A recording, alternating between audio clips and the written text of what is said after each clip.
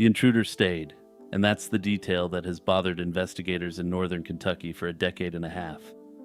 Whoever entered a small condo on Ridge Edge Court in the early hours of May 29, 2011, didn't run when the violence was over. They lingered, possibly for hours, moving through the home and rearranging what they found. And at some point, at least 2 hours after the crime, they returned to a body and did one more thing to the remains before they walked out into a quiet Sunday morning. Bill Stevenson and his wife Peggy were both 74 years old in the spring of 2011. They'd been sweethearts since their school days, and after marrying on August 25th, 1956, they worked a dairy farm together in southern Boone County. When they died, they were less than 3 months away from their 55th wedding anniversary. They raised 2 sons and a daughter, and by 2011 they had 7 grandchildren and a great-grandchild. Their lives revolved around church, and Bill was a deacon who ran a ministry known as the Truckers' Chapel out of the Travel America truck stop in Florence. There he preached to long-haul drivers passing through on the interstate. Peggy had played the organ at Union Baptist Church for more than 4 decades. Bill was semi-retired from an insurance investment company, went on regular fishing trips, and organized donations for struggling communities in eastern Kentucky. To give some context as to how beloved they were in the community, more than 1,500 people showed up to the funeral. But here's the thing about Bill and Peggy. For all their generosity, they weren't naive. Friends and family have described a couple that was notably careful about their own home, and visitors at the front entrance had to be buzzed in through an audio intercom. Many people who knew the couple for years didn't even have their address. Whoever got inside on May 29th either found a way around all of that, or was someone the Stevensons trusted. Their condo sat near the back of Ridge Edge Court, a cul-de-sac in the Oakbrook subdivision of Florence, a suburb about 15 minutes south of Cincinnati. The complex had a single street in and out, and the Stevensons had neighbors on both sides of their unit and another directly above it. On paper, it was one of the worst possible places in Boone County to attempt a double homicide and get away clean without any witnesses. Nothing about Saturday, May 28th, stood out afterwards to investigators. It was Memorial Day weekend, and the couple was expected at church the next morning like every Sunday of their lives. But they never showed up, because according to the autopsy findings, both Bill and Peggy were attacked sometime between 1 a.m. and 4 a.m. on Sunday the 29th. No neighbor reported seeing or hearing anything unusual that night. And when deputies later examined the doors and windows, they found no sign of forced entry anywhere in the home. Sunday morning came and went without the Stevensons in their usual locations. Peggy's organ bench sat empty at Union Baptist, and Bill never appeared at the Truckers' Chapel. For most families, a missed church service might not mean much, but for this one, this was a massive red flag. Peggy did sometimes miss church since she dealt with a chronic illness, but neither of them ever simply failed to show without calling someone. Their youngest daughter, Beth, grew worried when her phone calls went unanswered. Her husband drove to the condo to check on them, and he found what was inside. The call to 911 came in at 12:57 p.m. on May 29th. Bill and Peggy had been murdered, their bodies in 2 separate rooms of the home. What investigators found when they started documenting the scene turned a tragedy into something much stranger. Detective Cody Cox of the Boone County Sheriff's Office has worked the case from the beginning, following it into the county's cold case unit. He has called it the most unique crime scene he's ever encountered, and the details that have trickled out over the years back him up. The bodies had been posed, each in a different room, in a manner the sheriff's office has never publicly described. Items throughout the condo had been moved, turned over, altered, and in some cases, written on. Cox has said in interviews, that objects were taken from end tables and shelves and repositioned, and that things with no obvious meaning were placed in different rooms. Then there were the photographs, and the couple's family pictures had been arranged in a way that seemed to signal that the killer liked certain people in them and disliked others. If that analysis is accurate, it points somewhere uncomfortable, because it means the perp recognized the faces in those frames. To make matters even more disturbing, somewhere in the home, the killer also left a message. Its contents have never been made public, and investigators have been deliberately vague about its form, but have suggested that it was the product of an extremely disturbed mind. As for the weapons used by the perpetrator, investigators have said they know exactly what was used, but nothing was recovered at the scene, and portions of the scene had been cleaned. A spokesman for the sheriff's office later summed it up by saying that somebody had spent a couple of hours inside doing bizarre things to the scene and left it at that. One forensic detail stands out above the rest, and it's one of those things I mentioned in the beginning of this segment since it's absolutely sinister.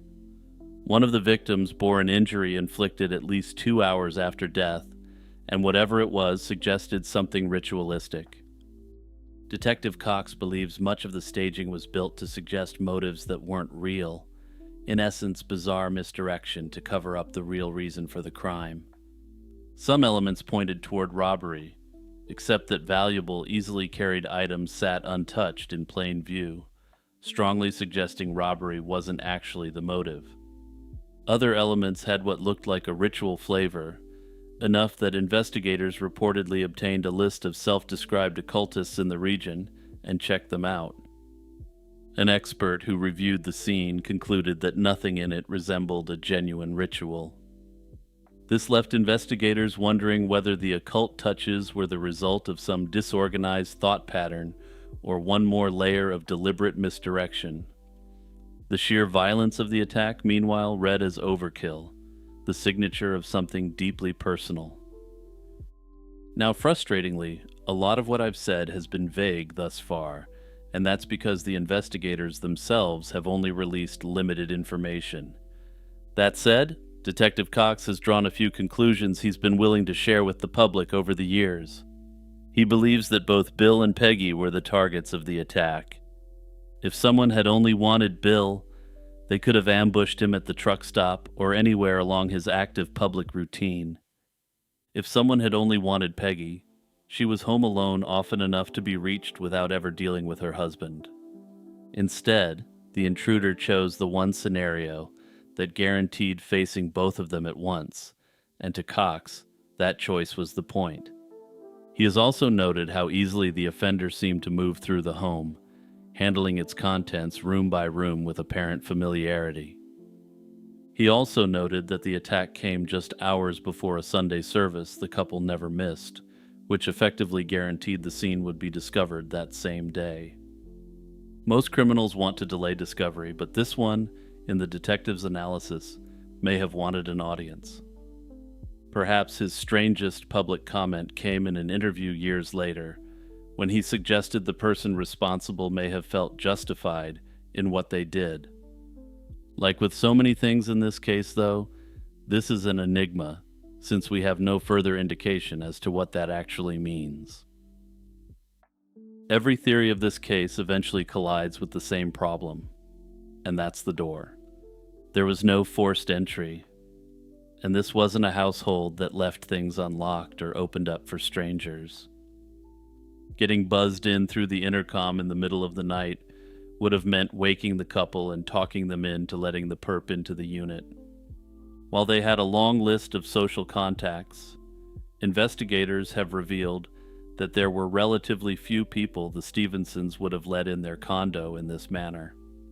Investigators have also acknowledged they can't rule out more than one person being involved, which opens the possibility that one party carried out the attack and another did the staging. Investigators have also indicated that the staging itself may even have been arranged to obscure how the killer got in, though as you may have guessed, they haven't elaborated. The case has had its share of promising suspects, and each one has dissolved upon further investigation. The most obvious suspects were members of the Stevenson family, given the late-night unforced entry. In March 2012, a nephew of the couple killed someone in Aurora, Indiana, beating her with a frying pan and a pepper grinder before taking $1,000 in cash. He owed money all over, which was the motive, and when he was arrested, plenty of people assumed the Stevenson case had just solved itself. In the end, though, none of the forensic evidence, including the genetic evidence, tied him to the Stevenson crime. Then there's the darker, stranger possibility involving Samuel Little. He confessed to taking 93 lives and is considered perhaps the most prolific serial killer in American history.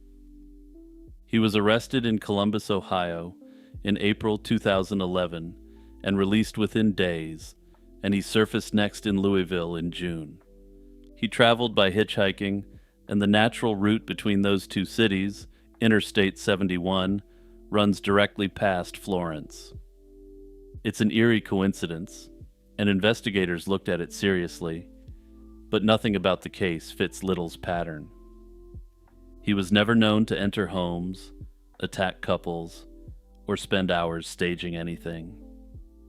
Little passed away in prison in December 2020 without ever being tied to the Stevenson crime. In 2012, the forensic work finally produced what should have been an ending to this chilling, cold case. Analysts at the Kentucky State Police Crime Lab in Frankfort identified DNA from a single unknown individual, recovered from multiple locations inside the condo. The sheriff's office announced it publicly and called it the best evidence they could ever hope for. At the press conference announcing the discovery, investigators sounded like men who expected to make an arrest before too long, at least according to reporters at the time. Detectives said at the time that it was no longer a question of knowing who did it and being unable to prove it, implying with that genetic profile they could prove who committed the crime. They said that all they needed was the name, but as of now, that name associated with that genetic profile never arrived. The profile has been run against the FBI's National DNA Database, which holds samples from millions of offenders, and it has never returned a match. Whoever left it has apparently never been arrested for a qualifying offense anywhere in the country. While this evidence appears to rule out the suspects I discussed previously, at the end of the day, we don't know how the cops are so certain this genetic profile is from the intruder. 15 years on, the Stevenson case sits in a strange place for a cold case to be because there are so many puzzle pieces, yet still no answer to the mystery. It's a double homicide with a recovered genetic profile likely from the murderer, a known weapon, and a scene so distinctive that its details function as a fingerprint. By every technical measure, it should be solvable, but from where we stand right now, it hasn't been solved. Personally, I think this is a case that needs to be cracked by genetic genealogy as soon as possible. If the DNA evidence is actually from the intruder, then there's a good chance this can fairly quickly close out this case. Sometime during the night of June 23, 2016, in Cutler Bay, Florida, a woman climbed the stairs to her apartment and asked the woman she lived with for a cell phone. She looked disheveled and badly shaken, nothing like the person who'd gone to work that morning. She said that if she didn't get that phone, the people she was dealing with were going to take her life.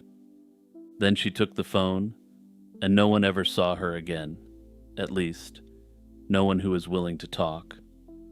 Her name was Laura Cooney, and she was 54 years old, and she managed the public storage facility on Marlin Road. By early the next morning, she'd been found inside a closet in her own office. 10 years have passed since that night, and police still haven't arrested anyone or even settled on a motive. By every account, Laura Cooney was about the last person you'd expect to find at the center of a homicide case. Relatives later described the life she'd built as joyful, almost zen-like, which makes what happened all the harder to square since she had no known enemies. Her niece Vivian Sanchez, who was also her goddaughter, later described her as the family's refuge, the person she'd run to whenever things at home got tense. Laura's father, Juvenile Cooney, was 90 years old in 2016, and she called him every single day without fail. Another niece, Diana Delgado, described that daily phone call as something close to a lifeline for her grandfather. Professionally, Laura had spent years working for Public Storage, and by 2016 she was the manager of the company's facility on Marlin Road in Cutler Bay, a suburb of Miami. The job came with an unusual arrangement, since she also received an apartment directly above the office. Laura shared that space with a woman the coverage over the years described first as a friend staying with her, and later as her longtime partner. Given the subsequent coverage and all other information on this case, though it's limited, I believe it's fairly safe to assume that this was a romantic relationship. If this is correct, this would make what happened next even more odd, since the other woman living in the apartment, presumably, loved Laura. Thursday, June 23, 2016, seems to have started as an ordinary day. Laura worked her shift in the office below her apartment, and that shift ended at 6 in the evening. According to what her family later shared, her father called her around 11 that night. She didn't answer, which was out of character for a woman who never missed their daily conversation, but he told himself she must be out somewhere and tried not to worry. Upstairs at the facility, the woman staying with Laura was starting to worry too. Someone who worked downstairs, slept upstairs, and rarely strayed far from either had gone quiet for hours, and nobody could say where she was. A storage facility after closing time, deep in the night, is a strange kind of empty, something that feels like it's out of the back rooms. Long rows of locked doors with nobody around, and somewhere in that emptiness, it turned out, was Laura. But here's the thing.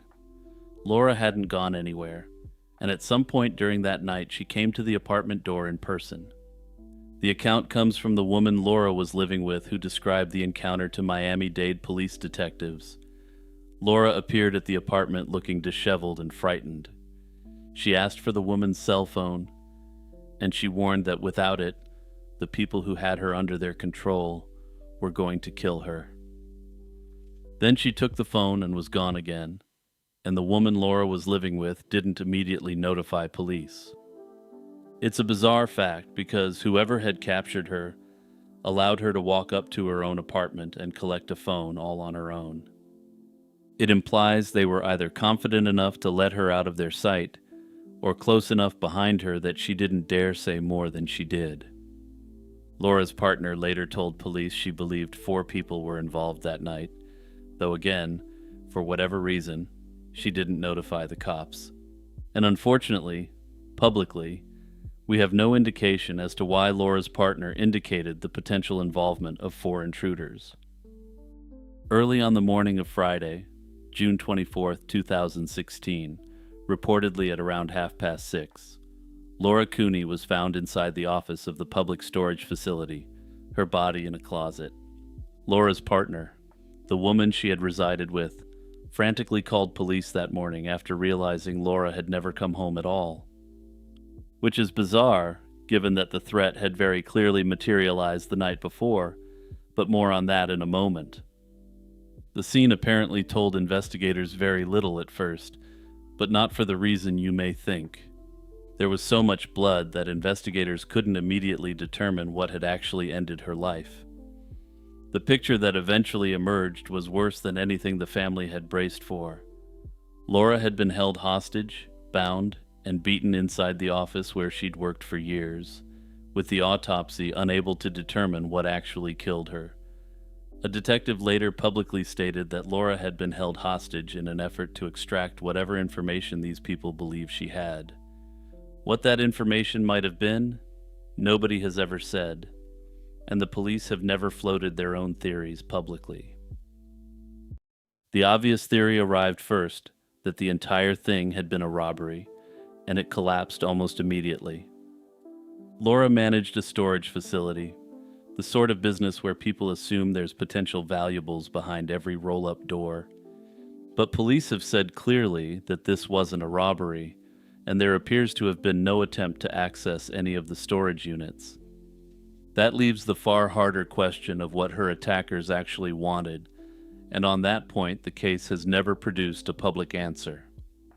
Investigators came to believe the people responsible knew Laura's routine and had followed her. This, of course, points away from a random crime of opportunity and toward something planned and targeted, even if the motive stayed invisible. And yet Laura had no known enemies, and no one in her life who wished to harm her, and she wasn't a woman of wealth or great means. Detectives have said that the absence of motive is precisely what makes this case so hard to close. Homicide investigations tend to move outward from the question of who benefits from the person being gone, and here, as far as anyone has said on the record, nobody did. No feud or grudge against Laura has ever surfaced publicly, and whatever the reason was, the people who held her in that office carried it out the door with them. And then there's the matter of the security footage, which I alluded to earlier, and here we know frustratingly little about what it contains. Detectives pulled the camera footage from the facility in the days after the attack and combed through it for anything useful. Whatever those tapes showed, if anything at all, investigators have never described it publicly. I find it fairly unusual that no descriptions whatsoever have been released of the assailants, which suggests the possibility that there may have been an issue with the technology. I suppose it's also possible that the security camera system was disabled by the intruders. Anyway, I have a lot of problems with this cold case and the narrative we've been given on it, so give me a minute or two, or maybe a bit more, to vent. One of the things that bothered me most about this case is the sequence of events described by Laura's partner. According to that account, Laura didn't simply disappear without warning. She allegedly returned to the apartment looking terrified, disheveled, and under obvious duress. She specifically said that the people controlling her would kill her if she didn't get a cell phone. If that account is accurate, it's difficult to understand why police weren't called immediately. Even if Laura insisted on leaving, hearing someone you care about say they're being threatened by multiple people should trigger an emergency response. Even hearing something like this about someone you don't particularly care about should trigger that response. Waiting until the following morning, after Laura failed to return, feels like one of the most puzzling aspects of the entire investigation, to put it mildly. It's also important to remember that the apartment they shared was connected to the office of the storage facility. This suggests that the partner simply went to bed that night while Laura was being slowly killed on the premises. To me, that just doesn't make a lot of sense, and it strikes me as deeply suspicious. Now, it's possible there's an innocent explanation for this unusual sequence of events, especially since this isn't a widely known or reported on case. It may be that the account that hit local media through the cops isn't accurate, but if it is, again, deeply unusual, doesn't even begin to describe it. The circumstances themselves are also difficult to reconcile, which is to say, nothing about this narrative really makes sense. If Laura was being held hostage, why would her captors allow her to walk up to her own apartment unattended? Were they watching from nearby, or did they trust that fear alone would keep her compliant? The logistics simply don't make much sense, since she could have obviously informed her partner of the attack and urged her to call the cops. The moment the cops were called, the hostage takers would have had to hightail it out of there or risk being caught. I'm also struck by how little investigators have revealed after so many years. Police have ruled out robbery, yet they've never publicly identified what they believe the attackers were trying to obtain. A detective reportedly said Laura was being pressured for information, but what information could a storage facility manager possess that justified what was done? Without even a broad theory, it's difficult to understand what investigators believe happened. Then there's the apparent lack of suspect descriptions. In many unsolved cases, police eventually release sketches, vehicle descriptions, clothing, or even vague physical characteristics. Here, almost nothing has been made public despite the existence of security cameras. That makes me wonder whether the cameras failed, were disabled, or simply captured nothing useful. Finally, the brutality itself seems completely disproportionate to everything known about Laura. By all accounts, she was well liked, lived a quiet life, had no known enemies, and wasn't connected to organized crime or significant wealth. The violence suggests planning and determination, yet the motive remains completely enigmatic. That's perhaps the strangest part of all. After a decade, we're still left wondering not just who killed Laura Cooney, but why anyone would have wanted to. Hey everyone, it's Jimmy with my usual quick reminder to ring the notification bell and turn on all notifications.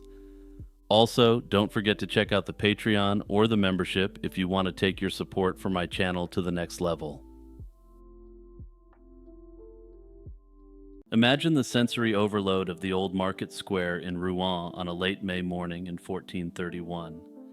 The air would have been thick with the smell of sulfur and the murmur of a restless crowd, held back by 800 English soldiers.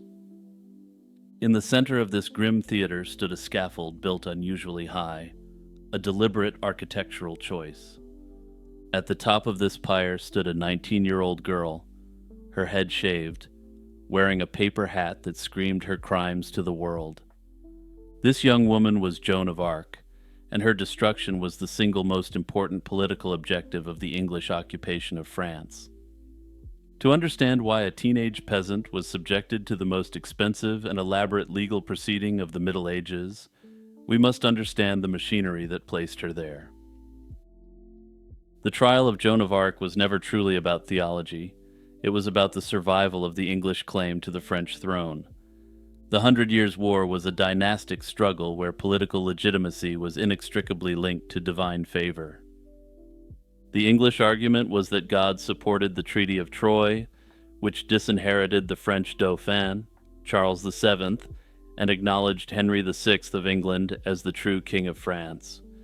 When Joan emerged from the Lorraine borders and successfully led Charles to his coronation at Reims, she shattered the English propaganda that God was on their side.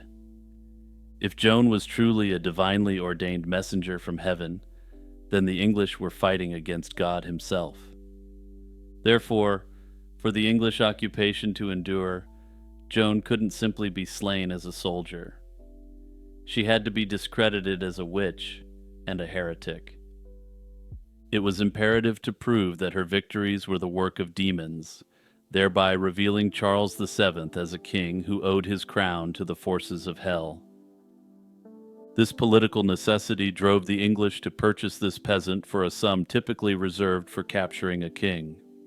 Notably, the French king, despite being placed on the throne with the help of Joan, didn't join the bidding, a decision that has raised questions for over 600 years.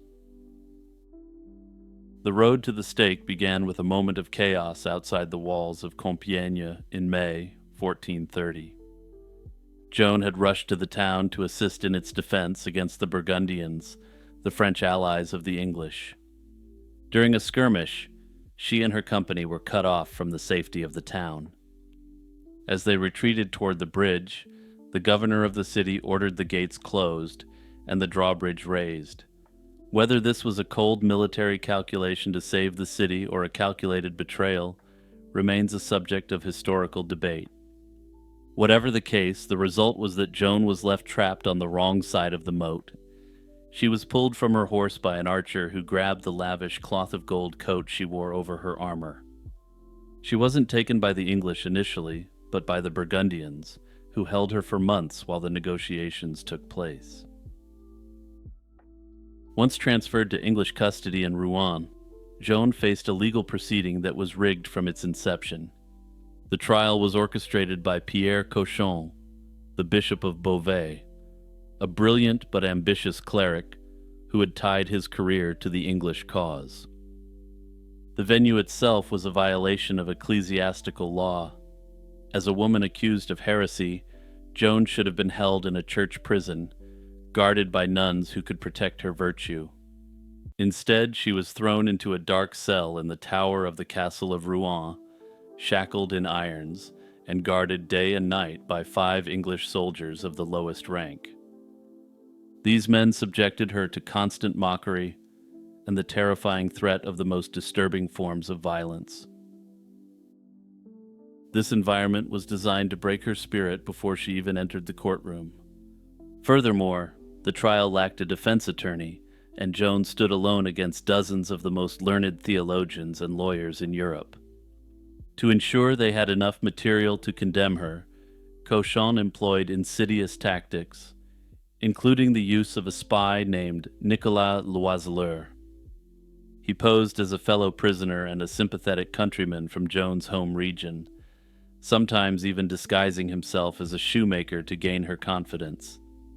He would hear her confession in her cell, while English notaries listened from a hidden location, scribbling down her private thoughts to be used against her in the public sessions. This entrapment underscores the desperation of the judges to find a theological error in the words of an illiterate girl who had effectively checkmated their initial investigations. The public interrogations were a spectacle of theological combat. The judges tried repeatedly to trap Joan into admitting something that would contradict church doctrine. They asked her about the nature of her voices, trying to prove they were demonic. They asked if St. Michael was unclothed when he appeared, to which she sharply retorted by asking if they thought God couldn't afford robes for his angels. They interrogated her about the specific dialect her voices spoke, and she replied that they spoke better French than the judges did, a biting insult to their pro-English leanings. But the most dangerous moment came when they asked her if she knew herself to be in the grace of God. This was a masterstroke of a trap. If she answered yes, she would be committing the sin of presumption, as no human can know for absolute certain they're saved. If she answered no, she would be confessing to being in a state of sin, which would instantly discredit her claims of divine guidance. Joan's answer to this impossible question is one of the most famous responses in legal history. She replied that if she wasn't in God's grace, she prayed he would put her there, and if she was, she prayed he would keep her there. The transcript shows that the judges were stunned into silence. She had navigated a theological minefield with a simplicity that baffled the doctors of the Sorbonne. They couldn't understand how an uneducated peasant girl from a rural backwater could have such an advanced understanding of theology. Frustrated by her surprising agility on spiritual matters, the court turned to physical evidence, specifically her insistence on wearing male clothing. They built a case that her dress was an abomination against Scripture, ignoring her practical explanations that these were a defense against the male soldiers guarding her.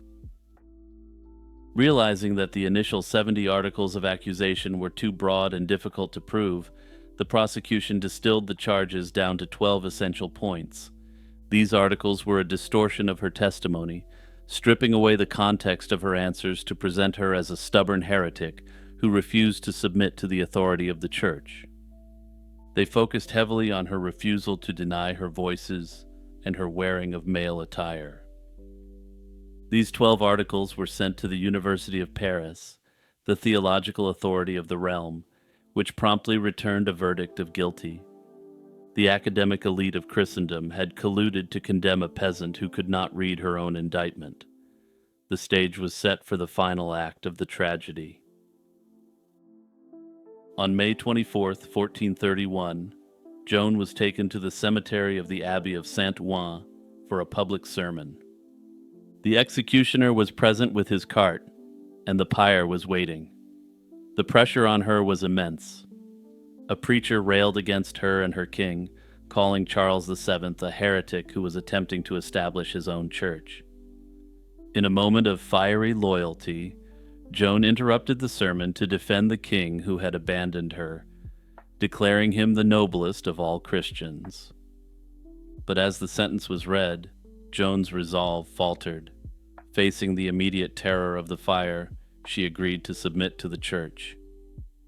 This moment is in controversy. Witnesses later testified that the document read to her was a short note, in which she promised not to bear arms or wear male clothes. However, the official record contains a long, detailed confession of crimes, something that the illiterate peasant couldn't have possibly had explained to her in that time. It was a classic bait-and-switch operation where she signed one thing, but was held accountable for another. She signed with a circle or a cross, which some historians interpret as a sign of derision or a signal that the signature was made under duress. Pierre Cochon accepted her recantation, and she was sentenced to perpetual imprisonment. The English were furious, believing the bishop had let her slip through their fingers, but he reportedly reassured them that they would catch her eventually. The reprieve lasted only a few days. Joan was returned to the same English prison, to the same guards, and crucially, she was forced to wear a dress. On the morning of May 27th, she was found wearing male clothing again.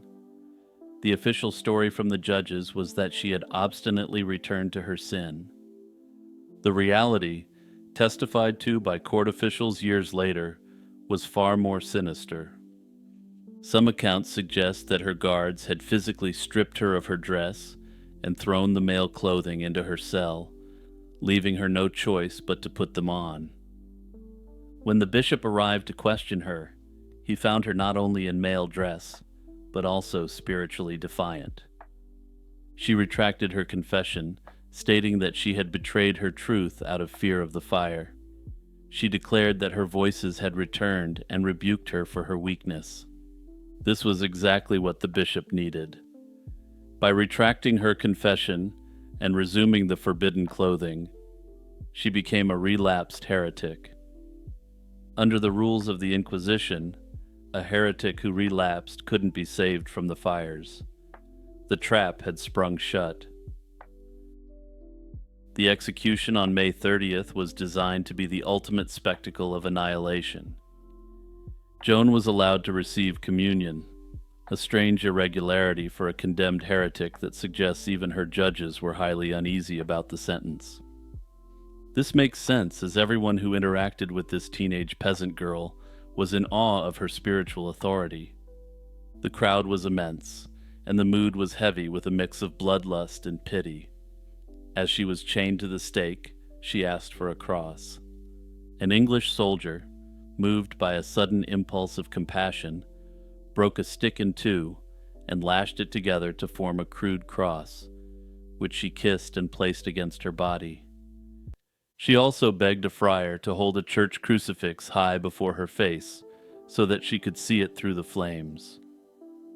When the fire was lit, the agony was horrific, yet the records indicate she didn't scream curses or pleas for mercy. Instead, she shouted the name of Jesus repeatedly until the end. The impact on the witnesses was profound. Onlookers who had previously been there for the quote-unquote entertainment of this public spectacle started to impulsively cry. Even representatives of the English crown were seen weeping, with one lamenting that they were all lost because they had burned a true saint. Her remains were then burned to ash and thrown into the Seine River to ensure that no relic would be left for the faithful to venerate. The trial of Joan of Arc stands as a chilling testament to the way law can be weaponized by power. The English and their Burgundian allies believed that by burning the body, they could eliminate her ideas and her spirit. They were wrong. The flames at Rouen didn't purify the English cause at all. Rather, in this act, they turned her into the ultimate martyr for the French cause. Historians have speculated that Charles VII and his advisors may have desired this outcome, believing that Joan the Martyr would turn their cause into a holy conflict. 25 years later, after the French had reclaimed Rouen, a rehabilitation trial was held. It exposed the corruption, the intimidation, and the procedural illegalities of the original verdict. The 1431 judgment was declared null and void, ripped out of the archives and symbolically destroyed. In the end, the trial designed to destroy Joan of Arc became the very vehicle that preserved her words and her spirit for eternity.